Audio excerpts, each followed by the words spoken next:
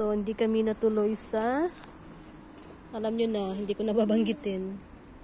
Kasi uulan talaga, tingnan. So, bumaba kami, dito kami sa Nickarschule. So, meron sila ditong, free Bücherregal. Hunde. Instead, itapon diretso, guys. Wow! Meron silang mini, dito, parang, ayan. Pag may books ka na hindi mo na kailangan. Oh, wow! Wow! Hund! Ein Hund! Jesus!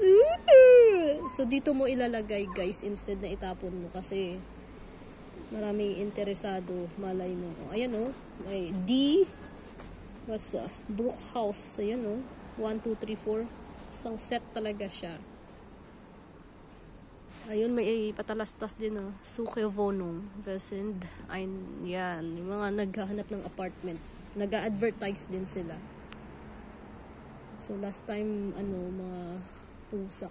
Offently says. So, yan. Tingnan natin kung anong ginagawa ni Mikey. Unfortunately, today is Thursday at sarado ang Capre Italian restaurant.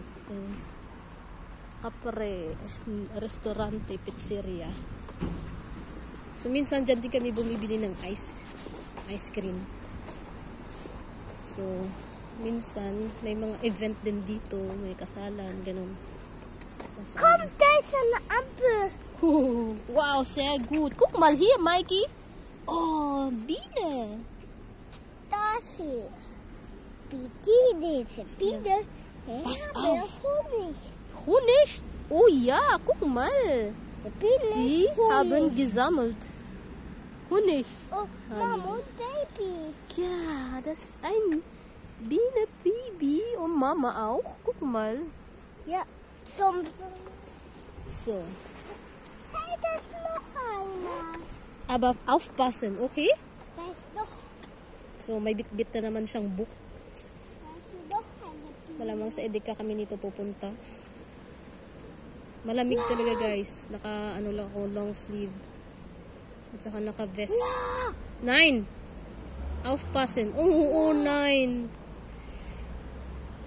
So, malamig talaga. Pero meron akong extra jacket for, in case na umulan. Tsaka kay Mikey. Iba kasi ang, niya eh.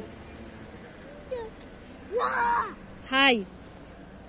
Gehen wir in die Ampel? Ja, so, da ist eine Brücke. Eine Brücke. Tulay. Ja, da ist So, eine ito, Brücke. paborito niya dito. So, may maliit na Cute lang dito kasi ito yung pinakababa na area ng tinitirhan namin.